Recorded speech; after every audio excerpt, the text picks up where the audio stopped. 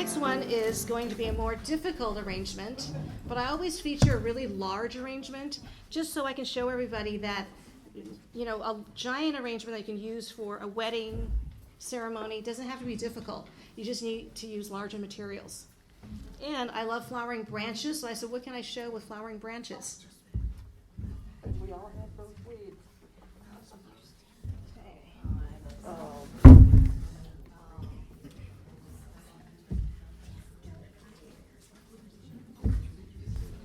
So I have this pretty blue and white container that's pretty heavy bottomed, and so I figure, well, I can get a very large arrangement in here and it'll still be very stable.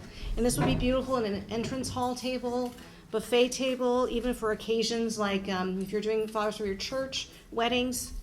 So I'm going to show you how to do a really large arrangement, the kind that would cost you $600. All I did was put floral foam in here and greened in a little bit, just so that the foam is not showing. I don't green in too much because we're putting a lot of materials in there. The foam can't handle so much stuff. So I bought some white cherry. And these took a long time to bloom. I bought 3 bunches. It's only 1 out of the 3 that bloomed. Wow. There's a tree down the corner you can. Believe me, I go around the neighborhood wishing I could just cut from people's gardens. You have to carry your clippers. Yeah, I always think I should buy an orange vest so I look like a worker.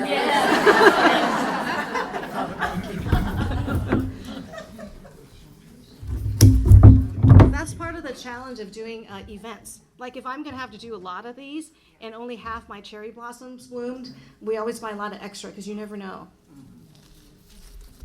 Ever use flowering quince? I do sometimes. They had a lot of quince at market, but they were all that corally red, and I wanted the white, yeah. Oh, yeah. And the quince is so difficult to handle because they've got thorns, and you have very few nice straight lines. They're wonderful, like ikebana arrangements where you want the crazy lines. In this, I wanted a more manageable flowering branch. And they didn't have as many flowering branches as I thought they would for this time of year. Oh, turntable, indispensable for flower arrangements.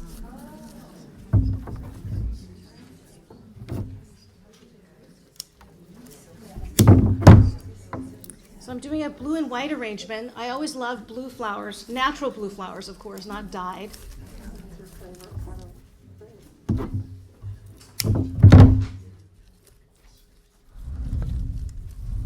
So basically, you want to start by setting your vertical lines. And flower branches are great, but they're not always available. So during the wedding season, we'll use things like delphinium, larkspur, other things that will give you the long lines. I'm going to use some delphinium just to bring some blue up top.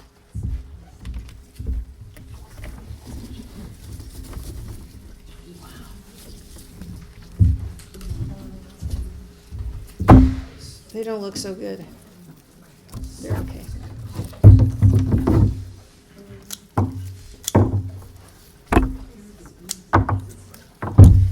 And professional florists are supposed to use a knife. I never got the hang of using the knife.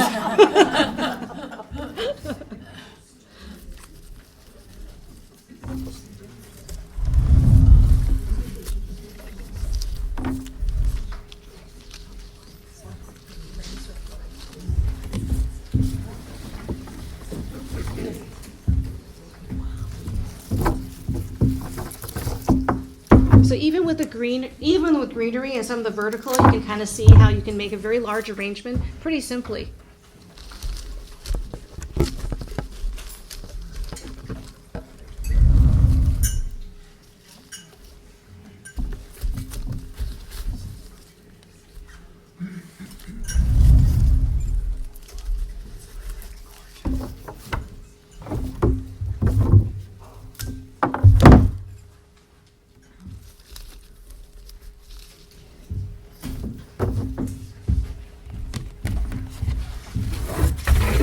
Ladies over here not see very well. Sorry. And then hydrangeas are your best friend in large arrangements. These- Okay, I find the commercially grown ones last really long. It's heat more than anything, but somebody else was asking me that. I do use a little pinch of alum in the water, but very little, because if you use too much alum, it'll burn it. And what happens is you'll get this it looks like somebody colored it with a yellow fluorescent marker. Yeah. And Somebody said if you put the bloom in cold water for a while, yeah, does that help? if they start wilting for some reason, you can submerge the whole stem and head in a big tub of water. In a couple hours, they'll perk up.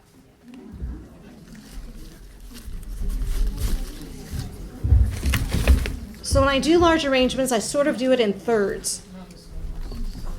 So I do 2 hydrangeas and this here, and then I skip a space here, and I do the same,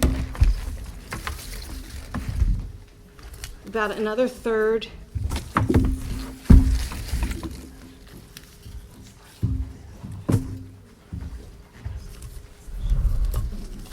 Here's my shrub.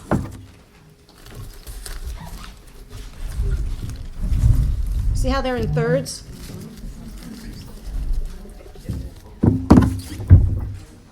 So I kind of do a tall one and a short one. And we do what we call kind of grouping. It gives you a more sophisticated arrangement than if you kind of do the color by numbers thing, like all evenly split out. Right now, there's this beautiful white kale that I saw at market, and I thought this would be a gorgeous large white element. Sometimes we'll use Casablanca lilies, anything large, depends on the season. So I will fill in the other third between the blue with the white.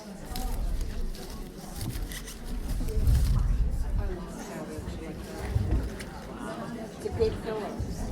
Right, it's like the white the white hydrangeas, right? And it's so unusual. It looks like a gigantic white rose.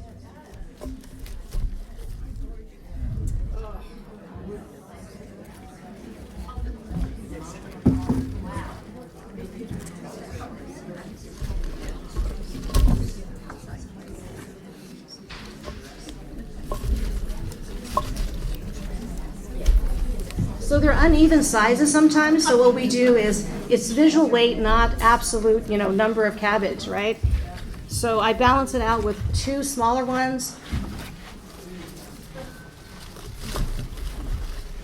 In some areas, and a really large one, like this one's a really large one, and these are 2 smaller ones. So you've got the sort of the bones of a large arrangement already.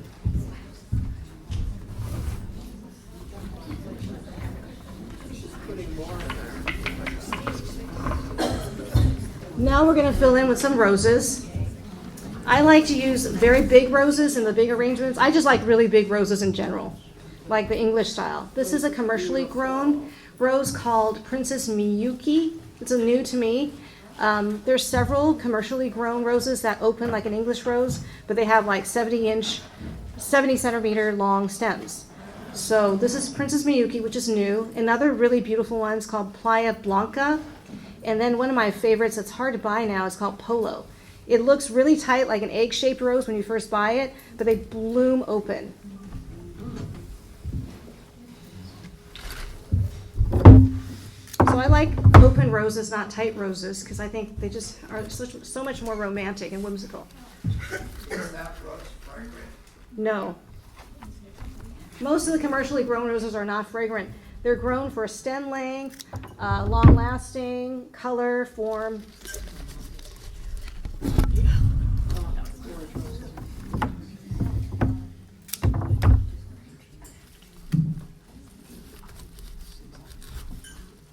So you don't need a lot of greenery. Is there a fragrance to the kale? No. The only thing that's a little bit fragrant in here actually is the greenery, the phytosporum.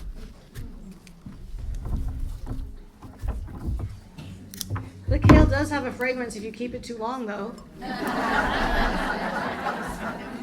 We have a rotting cabbage smell.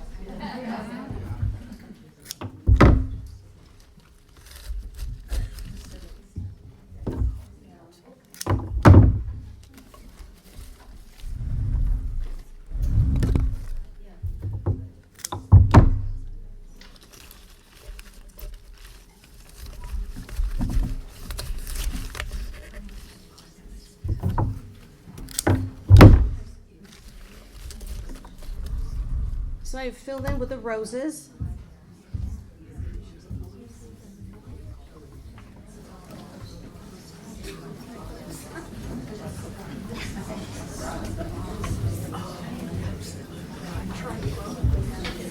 Some white stock.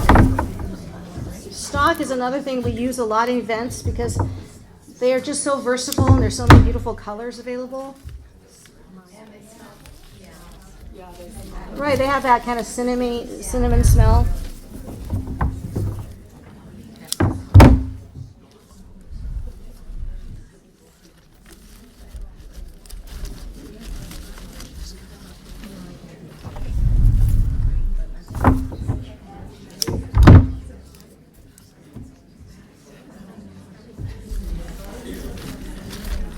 One year at a science fair, my son had to do an experiment when we had to observe something. So we decided to test all the different preservatives for flowers. And the commercial preservative was the winner. We did an experiment with bleach, alum, and commercial Floral Life preservative. And the Floral Life won. Wow. Yeah. What's the name of the commercial one? Floral Life. Is that the spray? It's not. It's a powder you put in the water. Yeah. When you buy flowers from like Trader Joe's or Costco, they come with a little pack. You can buy it by the canister or bucket load. We have the bucket. So what I'm doing with the stock is to make this arrangement look a little looser. Does that make sense? Yeah. Because we have a lot of these like roundy arrangements here, right? That's tight. So to make it a little looser, a little more romantic, kind of fill in the perimeter. That's a good word, romantic. And I just kind of look, see where it needs more. And then the last thing I'm going to use are some long white orchids. Oh,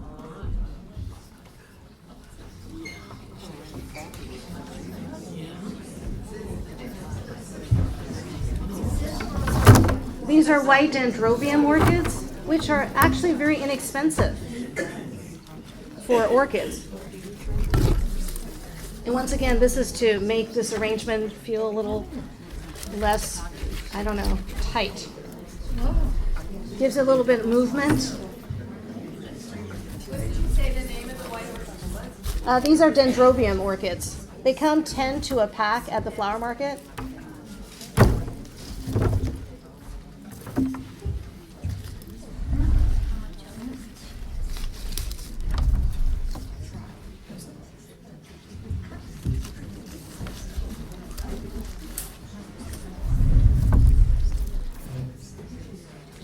Is your oasis up to the top of your Uh, container? It's a little below. If I needed to cascade out more, I would have it above.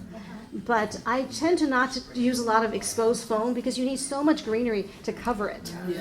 Yeah, and you could have more arching kind of materials like this that will cascade without the foam being above it. But it is pretty much to the top. But if we really wanted something to cascade over, you can do it above the container, but you're going to have to cover all of it. These are the things, when you do a lot of arrangements for many years, you know. Do you recommend a place to get nice containers like that? Home goods. Yeah, like home goods, like the home decor stores are great for that. I'm always, at those places. Like before a show, sometimes I'll go to Hobby Lobby or Home Goods just to look at what's interesting. And sometimes the container will inspire me. Today, that's sort of our theme. We're going to do lots of interesting containers. And so whoever gets it with the raffle will get something fun to take home too.